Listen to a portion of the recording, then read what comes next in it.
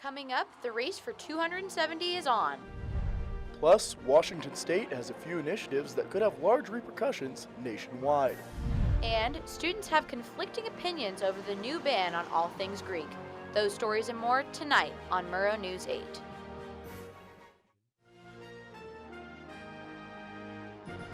From Studio B on the campus of Washington State University, this is Pullman's only nightly newscast.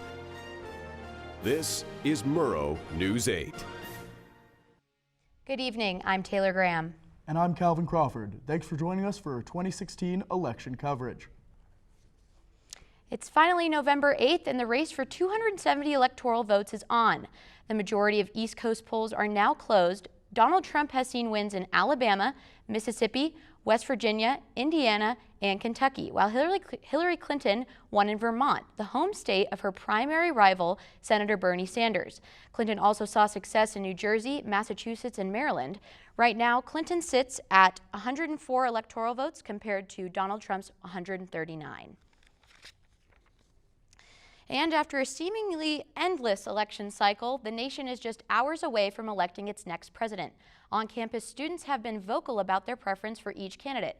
And now, the WSU community is gathering in the Cub as results pour in. Our own Kaylin King spoke to students about their thoughts on the election and the impending results. What are you hearing, Kaylin?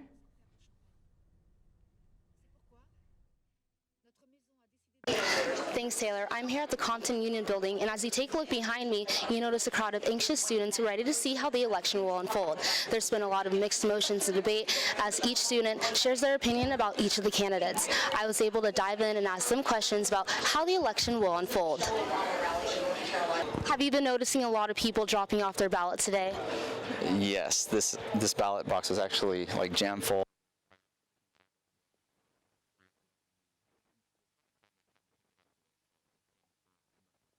So how do you feel now that the election is finally here? I feel very nervous, to be honest. Our future depends on this election. So I'm a little older, but this is probably the most contentious election ever that I've ever been involved in, and that goes back a little ways. It's a little nerve-wracking, but I'm definitely sad that it's over because it was very entertaining the entire time. I'm excited, I'm hoping that Hillary wins, so we'll see, but it'll definitely be interesting to see how this all pans out. The polls in Washington State close in less than an hour, and I will be here to see how the numbers fall and bring you back those results when we air again at 10. Back to you guys.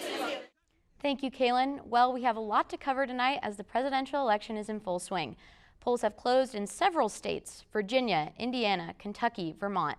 The list can go on. These states were the first to close, and the electoral map now shows 104 votes for Hillary Clinton and 136 for Donald Trump. But the fight is not over. It's too early to call some races, especially in a number of swing states. State polls began closing at 7 p.m. Eastern Time, but the race is still close to call in those contested battleground states. Among the states with early closing times, Florida stands out from the rest due to both its 29 electoral votes and how tightly contested the races have been historically. Other states that we'll be keeping an eye on are North Carolina, New Hampshire, and Nevada, where in North Carolina, polling was extended in Durham County to combat some polling-related issues. Now, don't forget, Florida was the centerpiece of the Al Gore-George Bush election, which stretched all the way to a Supreme Court decision in early December. Let's hope this election doesn't stretch that far. Now, there's no question that all eyes are on those critical swing states this evening, so we turn now to Murrow News 8 reporter Kyle Simchuk and political analyst Josh Monroe. Kyle, what have we learned so far tonight regarding those battleground states? Yeah, Calvin, I'm here with Josh Monroe, a PhD student in the political science department. Josh, thank you very much for being with us tonight. Thank you so much for having me, Kyle. It's an exciting night. Are you excited? Yeah, it's exciting in a multitude of ways, yes. And it's still, very early on, but real quickly, what are some of the most critical states as far as battleground states tonight for both candidates? Well, the main battleground states that you want to focus on tonight are states like North Carolina, Florida, Ohio, Nevada. And we see them here. Yes, and New Hampshire. And some of these swing states are traditional swing states like New Hampshire and Ohio and Florida. But some surprises have come about this election cycle, such as North Carolina, where we've seen a little bit of a blue shift in terms of demographics and turnout. Well, I was going to ask you, how have these battleground states flipped over the years? Well, as was mentioned earlier, the 2000 election between George Bush and Al Gore, we saw that it really came down to Ohio and Florida. Those have been the key states. And while the presidency of Barack Obama and his campaign during 2008 and 2012 kind of showed much more Democratic favor in those states, the movement has come back to more of a swing state, and we're seeing it much tighter than it has been in the last few election cycles.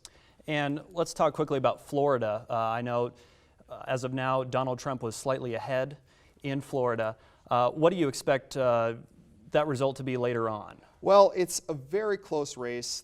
Almost all the precincts, if I recall correctly, have been counted thus far.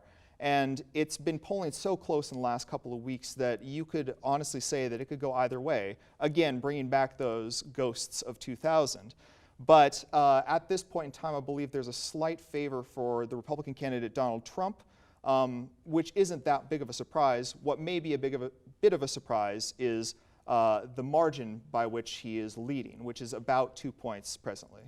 And then we also have North Carolina, obviously, and New Hampshire. In New Hampshire, that's only 4 electoral points. Correct. But why is that so important right now? Well, if you want to think of the path to 270 electoral votes, consider the quote-unquote blue wall that Hillary Clinton and the Democrats have kind of built up over the course of the campaign.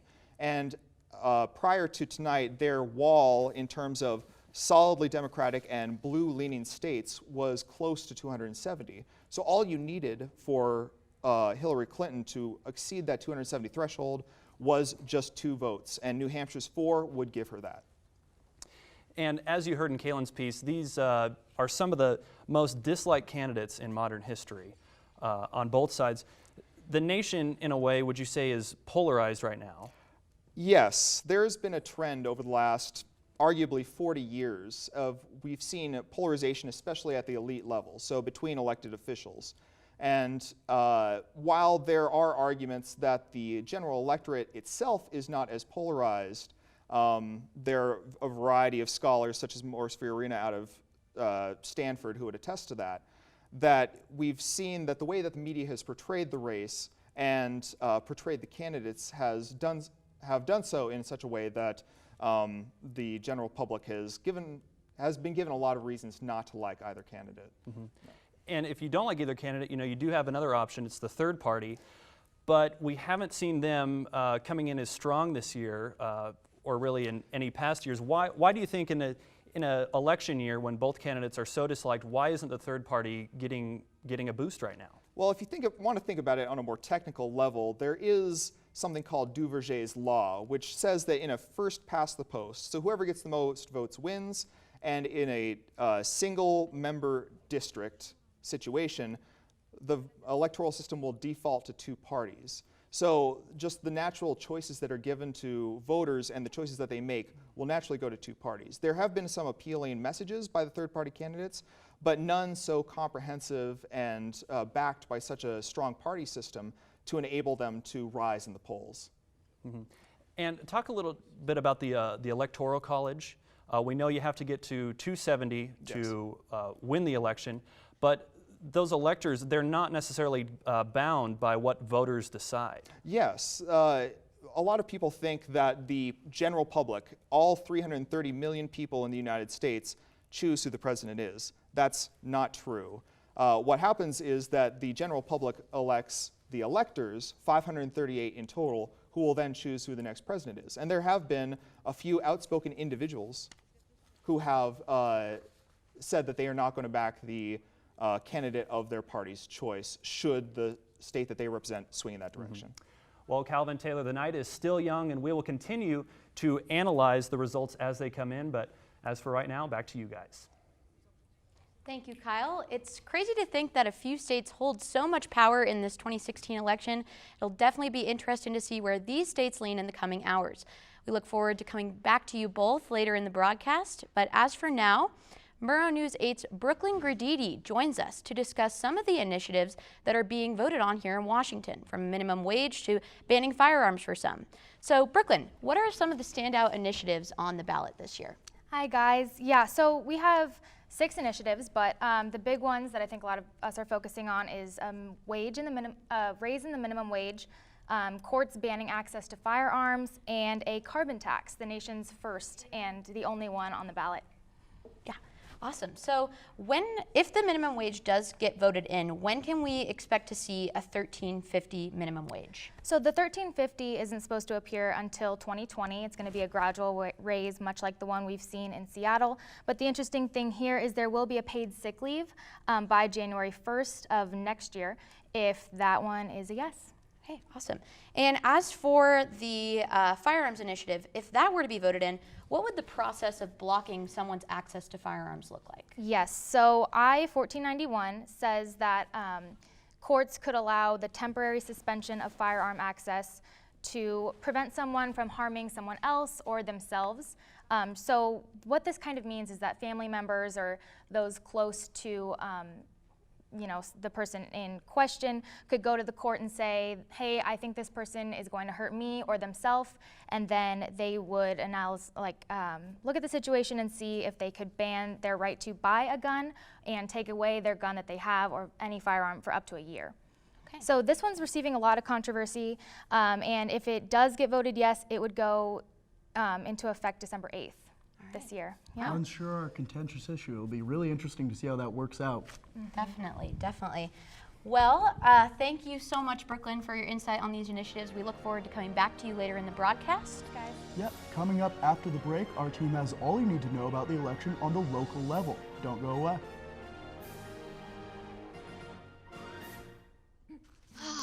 The great outside. My new mom and I have a lot in common. So shiny. We both love the outdoors. That's not a flower.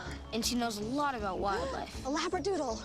You don't have to be perfect to be a perfect parent. Thousands of kids in foster care will take you just as you are. My new dad teaches me all kinds of stuff. I wouldn't use this one. He helps me with my decision making. Never. And he's even teaching me how to drive. And that's why cars have bumpers. You don't have to be perfect to be a perfect parent. Thousands of kids in foster care will take you just as you are. Wow, these are really good. You act surprised. That was good, Taylor. Sorry. Thanks. Sorry, my hair is on my mic.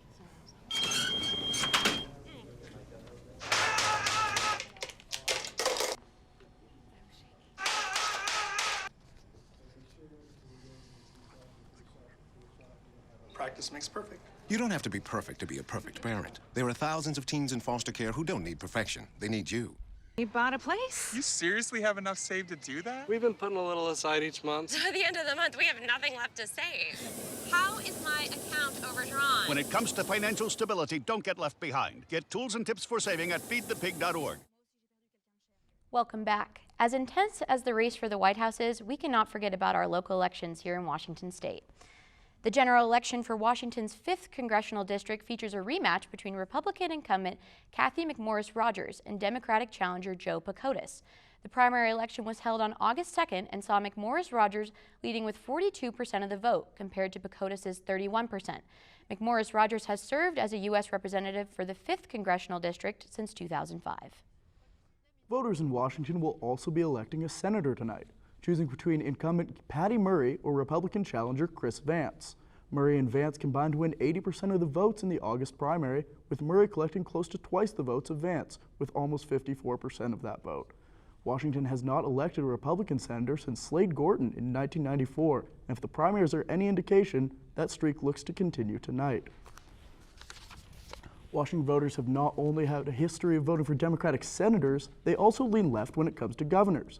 Incumbent Jay Inslee looks to keep that streak going as he defends his office against Republican challenger Bill Bryant this evening.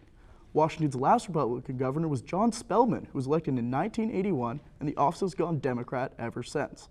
As for the lieutenant governor's race, both candidates have strong backgrounds but polarized opinions on controversial issues important to voters. It will be interesting to see those results.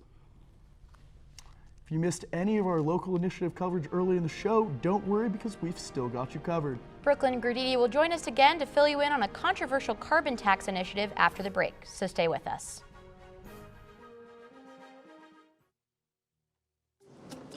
Good one, son. Last summer, my new dad took me on vacation. First, we went deep sea fishing. Wow! I'm so proud of you, son. And then we went on Thunder Shark. That was awesome! Let's go again. 3 times. I gotta say, it was pretty cool. You don't have to be perfect to be a perfect parent. Thousands of kids in foster care will take you just as you are. Oh, not again.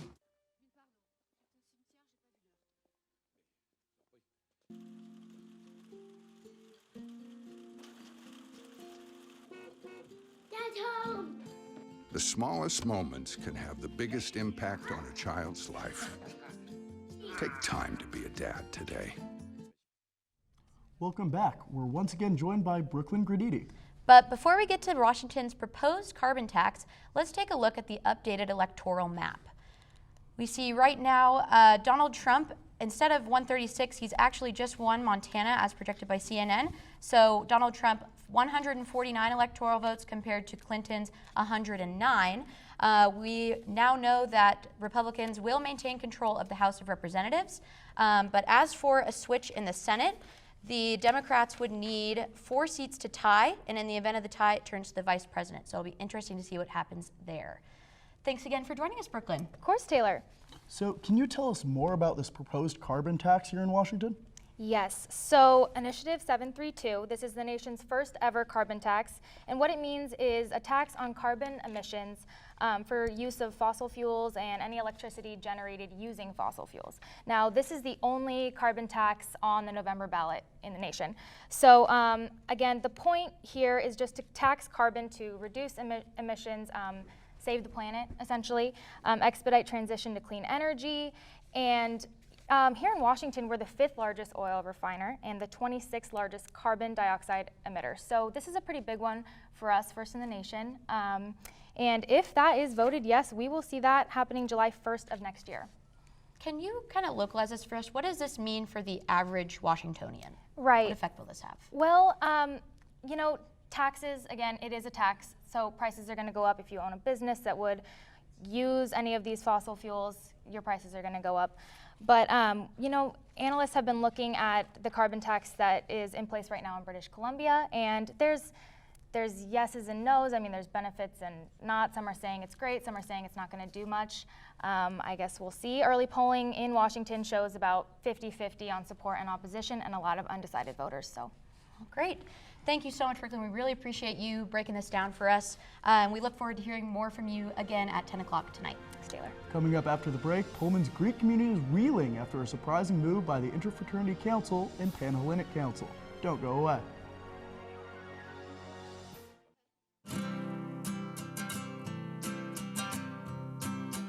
Every day across America, excess food is gathered by a network of good people at local food banks, giving hope to millions of children who struggle with hunger.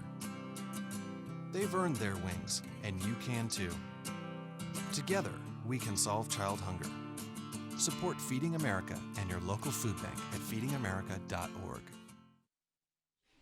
Well, Calvin, no matter what the outcome is tonight, we know that the sun will in fact rise again tomorrow. Well, that is true, and Devin is here to tell us that there will be some rain with that as well. Actually, Calvin, no rain coming up in the forecast, but we had a beautiful day today. No excuse not to get out there and vote. The sun was shining. We had today's high of 64. We continue to see these unseasonable highs in the month of November. Moving in tomorrow, even if your favorite candidate doesn't win, you're still going to have sunny skies to brighten your day. We're going to see cloud coverage in the morning. The sun's going to break out in the afternoon. The temperature is going to drop back again into the evening. Now, looking at the 5-day forecast, we are going to continue to see these 60-degree temps for the next couple of days. Just gorgeous out there. Unfortunately, we are going to drop a little bit for Cougar football on Saturday, but the sun is still going to shine. Moving into the week after that, the clouds are going to return, and we're going to be moving into more seasonable temperatures for November. So be sure to bundle up and maybe get your heater checked. That's all the weather I have for you. Back to you, Calvin and Taylor. Well, thanks, Devin. Now we take a look at some local news going on around the Palouse. Last night, the Panhellenic and Interfraternity Council issued a moratorium ending social events for the semesters, and many members have taken this personally. Today, students vandalized cars in the parking lot of Lambekai Alpha, the fraternity that IFC President Nate Harris belongs to. Expletives were written on cars, calling out both Nate Harris and IFC. Hopefully people will cool off and we'll be able to figure out the situation together. Definitely, definitely. And don't go away because we'll give you inside look on how this election will change Congress.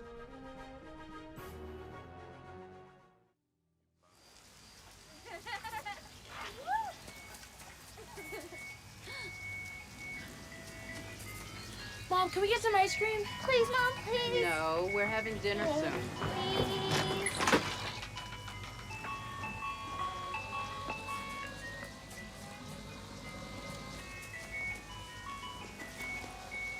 You don't have to be perfect to be a perfect parent. There are thousands of children in foster care who will take you just as you are.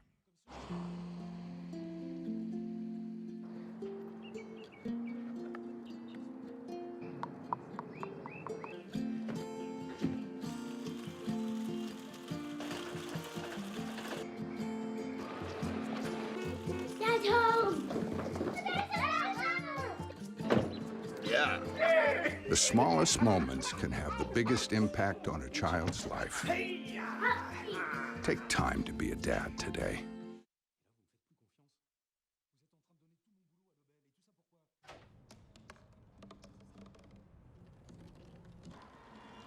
Everybody has a dream.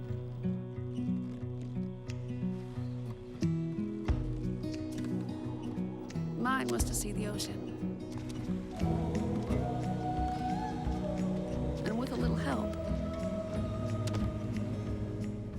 I made it.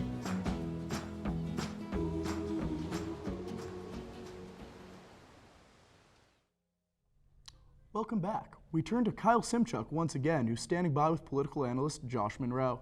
Kyle, what else have we learned so far? Well, Taylor, obviously not a lot of attention being paid to there's a lot of attention being paid to the presidential race tonight, but the White House isn't the only thing up for grabs tonight. The House of Representatives and the Senate, of course. So, Josh, what's the state of Congress right now? Well, as most people know, hopefully, every 2 years, every member of the House of Representatives has to go up for re-election. What we've seen so far and what's been reported is that the Republicans will retain control of that chamber. This is not a surprise ever since 2010 when the districts were kind of gerrymandered following that year's census. So the Republicans will have an advantage at least through this next term. Now in the Senate, that's where it's much more interesting, where the Democrats have a number of opportunities to pick up some seats since the majority of the races are Republicans defending their positions. And thus far, you've got the Democrats need at least 4 seats to get that tie and then hope for a Hillary Clinton win to get a majority. We know at least 2 states will be Democratically favored, and that's Wisconsin and Illinois, where Russ Feingold and Tammy Duckworth will be picking up those states respectively if the polls are to be believed. Beating the incumbents. Beating those incumbents there, yes. Mm-hmm. And so how can a red or blue majority affect the executive branch, affect the president? It has a huge effect. The legislative branch is known to be the branch of government that, quote unquote, controls the purse strings. They are the ones that are responsible for spending money, and that's how you get government to function. Now, the difference between having a party and the same party as the president or not is dramatic. In 2010, the Affordable Care Act was passed because Barack Obama had the necessary majority in both the House and the Senate to pass that legislation, but once it flipped, then all bets were off and we saw a lot of gridlock on Capitol Hill. Mm-hmm. And as far as battleground states go again tonight, do we know anything else at this moment, right before we go off the air, how things are looking in Florida, North Carolina, from what you've seen? Well, Florida and Indiana were 2 states that the Democrats hope to pick up, but they seem like those will be retained by the incumbents that are currently there.